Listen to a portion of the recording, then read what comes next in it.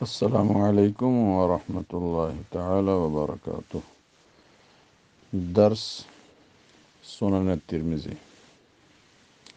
الحمد للہ ذی الجلالہ والصلاة والسلام علی صاحب الرسالہ الذی لا تجتمع امته علی الضلالہ وعلی آلہ واصحابہ اولی الرشد والہدایہ وعلى سائر التابعین الی یوم القیامہ۔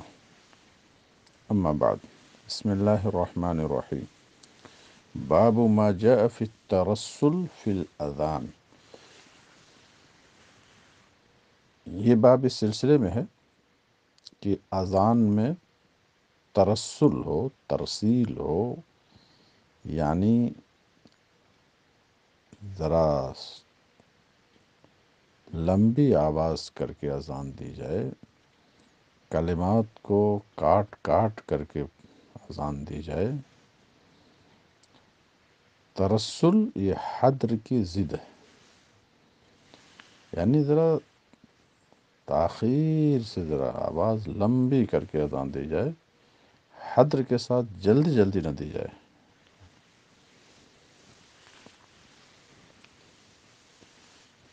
کیونکہ مقصد ہے لوگوں تک آواز پہنچنا، تو جتنی ہی کھینچیں گے اتنی ہی وہ دور جائے گی آواز۔ یہ اذان کا مقصود ہے۔ اب یہ مطلب نہیں ہے کہ آج لاؤڈ اسپیکر ہو گیا ہے تو اب آواز تو پہنچ ہی جاتی نہیں۔ پھر بھی یہ جو طریقے سنت ہے اس کو ملحوظ رکھنا ہے۔ جیسے تحویل وجہ ہے، لاؤڈ اسپیکر ہو تو بھی تحویل وجہ کیا جائے، اور اس کا بھی مقصد ہے آواز کو پہنچانا۔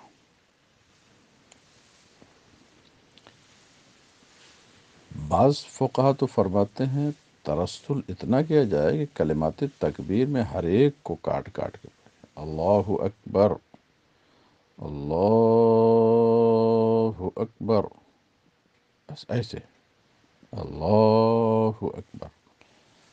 لیکن راجح قول یہ ہے کہ کلمات تکبیر دو کو، اللہ اکبر اللہ اکبر، ایسے دو کو، شہادت کو پھر الگ الگ۔ حدثنا احمد بن الحسن حدثنا المعلى بن اسد حدثنا عبد المنعم وهو صاحب الثقة، یہ لوگوں کو پانی پلاتے تھے، ان کا اپنا ہوتا صاحب الثقة۔ حدثنا يحيى بن مسلم عن الحسن بصري وعطاء بن يسار عن جابر ان رسول اللہ صلی اللہ علیہ وسلم قال لبلال، نبی کریم صلی اللہ علیہ وسلم نے حضرت بلال سے ارشاد فرمایا، اے بلال، جب تم اذان دو تو جلدی نہ کرو، فترسل، ذرا اطمینان سے اذان دو، آواز دراز کر کے اذان دو۔ ترسل، فترسل فی اذانک، اذان میں ترسل ہو، ذرا لمبی آواز کر کے۔ وَإِذَا أَقَمْتَ فَاحْذُرْ، فَاحْذِرْ دونوں قرأتیں ہیں۔ تو جب اقامت کہو تو حدر کے ساتھ کرو، یعنی جلدی جلدی کرو، اذان جیسی کیفیت نہ رہے۔ بعض روایتوں میں ہے فحسم، اس کا معنی بھی ہے جلدی کرنا، جو حدر کا معنی ہے۔ وَاجْعَلْ بَيْنَ أَذَانِكَ وَإِقَامَتِكَ، اور اپنی اذان اور اقامت کے درمیان اتنا فرصت رکھو، اتنی مہلت رکھو کہ اتنی مقدار وقت کی کا فاصلہ رکھو کہ کھانے والا کھانے سے فارغ ہو جائے، پینے والا پینے سے فارغ ہو جائے، والمعتصر، اور قضائے حاجت والا جب داخل ہوا ہو قضائے حاجت کے لیے تو وہ اس سے فارغ ہو جائے۔ پیشاب اور پاخانے کی ضرورت جس کو، اس کو معتصر کہتے ہیں، نچوڑنے والا، کیونکہ وہ اپنے فرج کو، اپنے بطن کو نچوڑتا ہے، تو یہ کنائے کے طور پہ استعمال کیا۔ والمعتصر اذا دخل لقضاء حاجتی، لیکن فرمایا گیا اس میں مغرب کا استثناء ہے، مغرب میں اتنی مہلت نہیں۔ ایک تو مطلب ہے، ایک یہ فرمایا گیا کہ کھانے والا کھانے سے فارغ ہو جائے، اس کا تعلق نماز عشاء سے ہے، تو اس میں وقت میں وسعت ہوتی ہے۔ اور پینے والا پانی پینے سے فارغ ہو جائے، یہ مغرب کے لیے ہے کہ بس پانی پی لیا۔ اور قضائے حاجت والا قضائے حاجت سے فارغ ہو جائے، یہ نماز فجر، ظہر اور عصر کے لیے ہے۔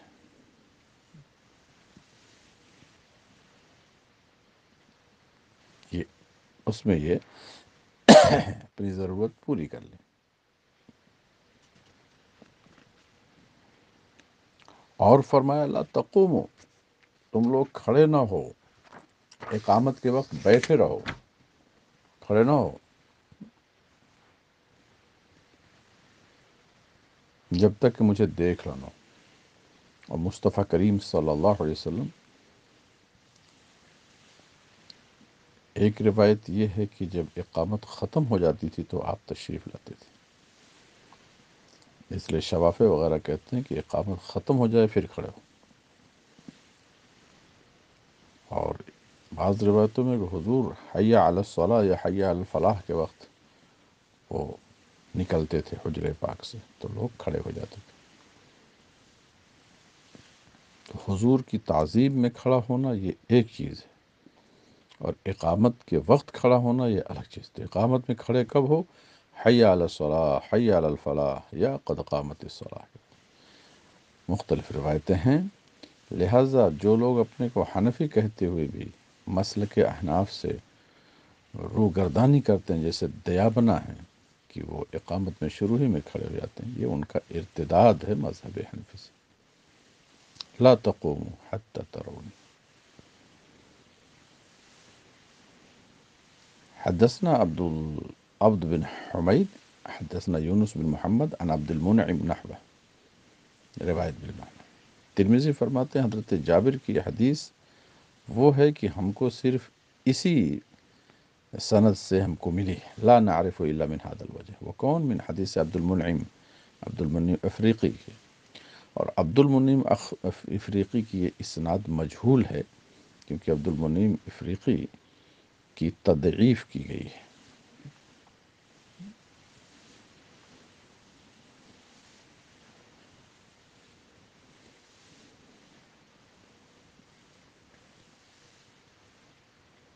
باب ما جاء فی ادخال الاصبع الاذن عند الاذان، اذان کے وقت کان میں انگلی، یہاں انگلی سے مراد ہے انگلی کا پور، یجعلون اصابعهم فی اذانهم من الصواعق حذر الموت، کل بول کر جز مراد ہے، مجاز ہے۔ تو کوئی بھی انگلی ڈال لے، لیکن مسبحہ کے بارے میں بعض روایتوں میں تصریح ہے کہ مسبحہ انگلی کو کان میں ڈالے، اور اس کی حکمت یہ ہے کہ اس کی وجہ سے آواز اور بلند ہوتی ہے،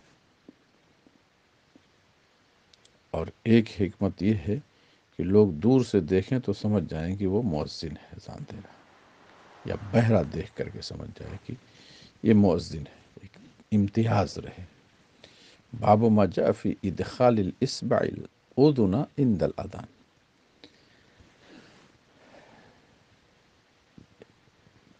یہ ایک مستحب عمل ہے۔ بعض لوگ جو صرف ایک انگلی کو ڈالتے ہیں ایک کان میں اور ایک اندازہ ٹون بناتے ہیں، یہ درست نہیں ہے، دونوں کانوں میں۔ حدثنا محمود بن غیلان حدثنا عبد الرزاق حدثنا سفیان الثوری عن عون بن ابی جحیفہ عن ابیہ ابی جحیفہ رضی اللہ عنہ قال رأیت بلالا، میں نے بلال کو دیکھا کہ وہ اذان دے رہے تھے، وہ یدور، اور گھومتے تھے، یعنی یمیناً و شمالاً، اور یہ حی علی الصلاح اور حی علی الفلاح پر. وَيُتْبِعُ فَاهُ ہا ہونا و ہا ہونا، اپنے منہ کو ادھر اور ادھر، داہنے اور بائیں تابع کرتے تھے. تو جس میں ممانعت ہے وہ پورے باڈی سے گھومنا، کہ قبلہ رخ سے بھی مڑ جاؤ، وہ منع ہے. لیکن چہرے کو موڑنا کہ آواز ادھر ادھر اور پھیل جائے، یہ طریقہ ہے. اور بعض لوگ اذان دیتے ہیں تو ایسا مڑ جاتے ہیں کہ سینہ وغیرہ پورا، یہ منع ہے، یہ بہتر نہیں. وَإِصْبَعَاهُ فِي أُذْنَيْهِ، اور دونوں انگلیاں ان کی کانوں میں رہتی تھی. یہ اذنئی ہے، یہ تصریح، دونوں کانوں میں. اور رسول اللہ صلی اللہ علیہ وسلم فی قبۃ لہ حمراء، ایک سرخ خیمے میں تشریف فرما رہتے ہیں. قبہ ایک چھوٹا سا گھر جو خیمہ بنایا جاتا ہے، جیسے مینا وغیرہ میں لوگ خیمہ بناتے ہیں. سرخ کرے گا. اوراہ قال، اور راوی کہتے ہیں مجھے خیال آتا ہے کہ یہ بھی فرمایا من عدم، عدیم کی جمع، اور وہ چمڑے کا، وہ قبہ چمڑے کا رہتا تھا.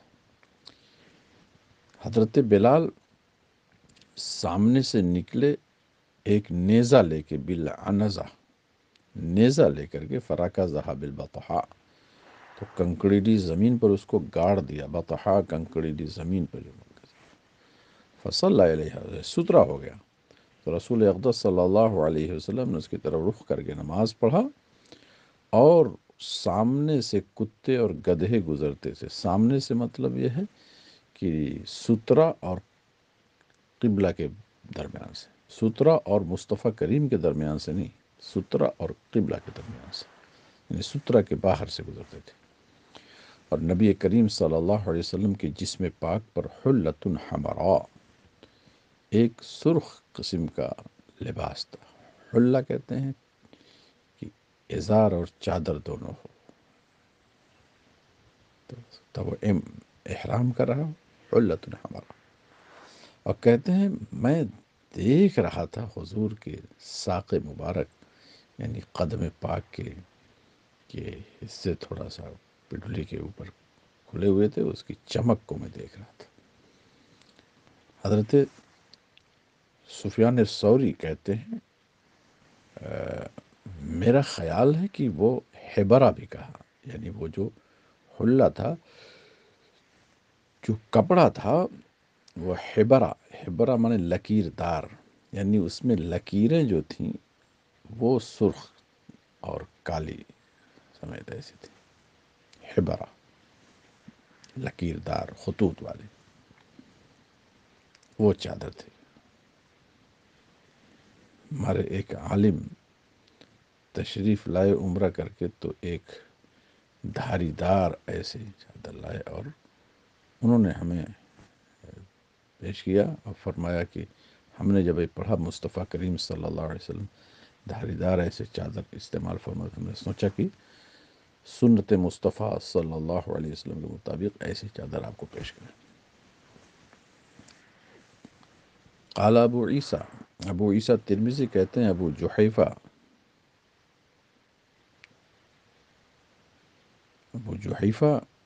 کی حدیث یہ حسن اور صحیح ہے. تو ابو جحیفہ ہے، یہاں نقطے میں کچھ فرق ہے، کہ ابو جحیفہ،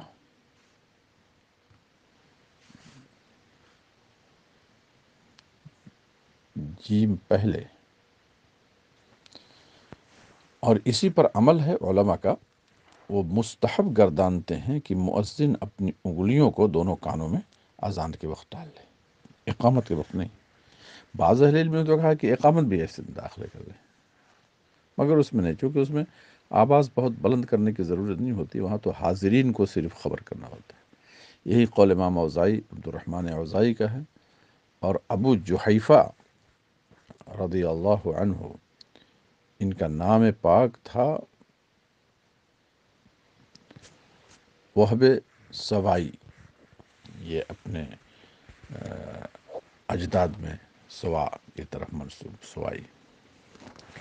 باب ما جاء فی التسبیح بالفجر، تسبیح باب تفعیل سے ہے، اس کا معنی ہے اعلام بعد الاعلام، ایک خبر کے بعد دوسری خبر کرنا.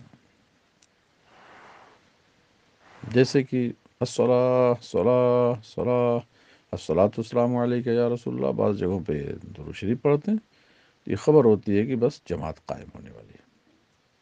لوگوں کے اندر سستی آئی تو یہ تسبیح کا معاملہ ہوا. جیسے عثمان غنی رضی اللہ تعالیٰ عنہ کے عہد میں سستی لوگوں میں آئی تو جمعہ میں ایک اذان کا اضافہ فرما دیا. حدثنا احمد بن منی حدثنا ابو احمد الزبيري حدثنا ابو اسرائيل عن الحكم عن عبد الرحمن بن ابي ليلى عن بلال قال قال رسول الله صلى الله عليه وسلم لا تصوبن في شيء من الصلوات الا في صلاة الفجر، کسی نماز میں تسویب مت کرو سوائے نماز فجر کے. اور نماز فجر میں تسویب کیا ہے؟ وہی الصلاۃ خیر من النوم، 2 بار اس کو پکڑا. بعض محدثین فرماتے ہیں الصلاۃ خیر من النوم سے لے کر کے پورا آخر تک اللہ اکبر لا الہ الا اللہ، یہ تسبیح ہوئی ہے، اعلام بعد الاعلام. اور صرف اللہ اکبر لا الہ الا اللہ، اتنا جو اعلام بعد الاعلام ہے یہ تو ہر اذان میں ہے.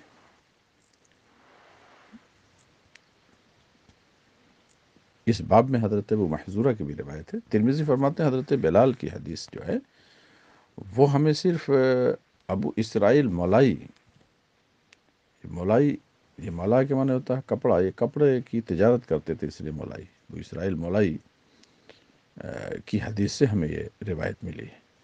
لیکن ابو اسرائیل مولائی کی سماعت حکم بن عتیبہ سے ثابت نہیں، اور روایت کیا اس کو حسن بن عمارہ سے، ان پر بھی جرح کی گئی، اور وہ روایت کرتے ہیں حکم بن عتیبہ سے. اور ابو اسرائیل کی تضعیف بھی کی گئی ہے، سوء حفظ سے شکایت تھی. ان کا نام اسماعیل بن ابو اسحاق تھا. وَلَيْسَ بِذَلِكَ الْقَوِيِّ عِنْدَ أَهْلِ الْحَدِيثِ، محدثین کے یہاں یہ درجے قوت کو نہیں تھے، یعنی ان پر جرح کی گئی ہے. لیکن عمل علماء سے، تلقی بالقبول سے ضعیف حدیث میں بھی قوت آ جاتی ہے. علماء کا اختلاف ہے تسویب کی تصریح کے سلسلے میں کہ تسویب ہے کیا. بعض حضرات نے کہا ہے کہ تسویب یہ ہے کہ فجر کی اذان میں کہا جائے الصلاۃ خیر من النوم، یہی عبداللہ ابن مبارک اور امام احمد کا قول ہے. اور حضرت اسحاق بن راہوے کہتے ہیں کہ تسویب اس کے علاوہ ہے. وہ کیا ہے؟ وہ یہ ہے کہ ایک نیا طریقہ جو لوگوں نے مصطفیٰ کریم کے بعد ایجاد کیا ہے. الصلاۃ خیر من النوم تو مصطفیٰ کریم کے عہد پاک میں بھی تھا. جب مؤذن اذان دیتا تو فاستبطأ القوم، تو قوم میں سستی آ گئی، تو اذان اور اقامت کے درمیان میں یہ پکارا جانے لگا قد قامت الصلاۃ قد قامت الصلاۃ حی علی الفلاح حی علی الفلاح. بعض جگہوں پہ الصلاۃ والسلام علیک یا رسول اللہ جیسا تعارف ہو جائے، کہیں پہ گھنٹی بجا دیتے.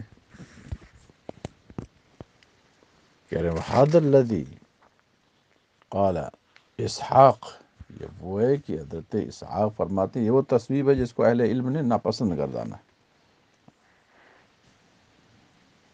یہ پھر نہ پکارا جائے. یہ وقت کے بدلنے سے احکام بدل جاتے ہیں، اور وہ جو ناپسند کیا وہ وہی تسویب ہے جس کو نبی کریم صلی اللہ علیہ وسلم کے بعد لوگوں نے ایجاد کیا. اور جو ابن مبارک نے تشریح کیا، امام احمد بن حنبل نے، کہ تصویب یہ ہے کہ مؤذن نماز فجر کی اذان میں وہ کہے الصلاۃ خیر من النوم، تو یہ تو قول صحیح ہے، اس کو بھی تصویب کہا جاتا ہے، اور اس کو علماء نے مختار رکھا ہے، اور وہ ان حضرات نے اس کی روایتیں بھی کی ہیں۔ حضرت عبداللہ ابن عمر رضی اللہ تعالیٰ عنہ سے مروی ہے کہ وہ نماز فجر میں فرماتے تھے الصلاۃ خیر من النوم۔ حضرت مجاہد کی روایت ہے، کہتے ہیں کہ حضرت عبداللہ ابن عمر کے ساتھ میں ایک مسجد میں داخل ہوا جس میں اذان ہو چکی تھی، ہم نے چاہا کہ ہم نماز اس میں پڑھ لیں، تو مؤذن نے تصویب کیا، جب صدا لگائی تو حضرت عبداللہ ابن عمر مسجد سے نکل پڑے اور فرمایا اخرج بنا من عند هذا المبتدع، اس بدعتی کے پاس سے مجھے نکالو۔ یہ مجھے نکالو اس لیے کہا کہ اس آخری عمر میں بینائی ان کی کمزور ہو گئی تھی، اس لیے لوگ کوئی نہ کوئی ساتھ لے کے جاتا تھا، اس لیے کہا نکالو مجھے، اور اس مسجد میں نماز نہیں پڑھی، شدت برتی۔ اور عبداللہ ابن عمر نے یہ اسی تصویب کو ناپسند کیا ہے جو لوگوں نے بعد میں ایجاد کیا ہے، تو یہ ان کا ورع تھا۔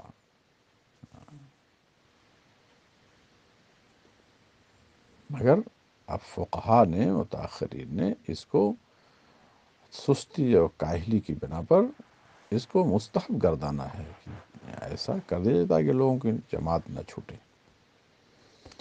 یہ باب اس سلسلے میں ہے کہ جو اذان دے وہی اقامت بھی کہے، یہ بھی ایک مستحب عمل ہے، یا جہاں لوگ وحشت محسوس کریں تو وہی اقامت کہے، ورنہ دوسرا اقامت کہے۔ کوئی کبھی حضرت بلال اذان دیتے، حضرت ابن ام مکتوم وہ اقامت کہتے تھے، اور کبھی الٹا، تو یہ کوئی مستحب ہے کوئی، یا جہاں وحشت لوگوں میں پیدا ہو تو اس کا خیال کیا جائے۔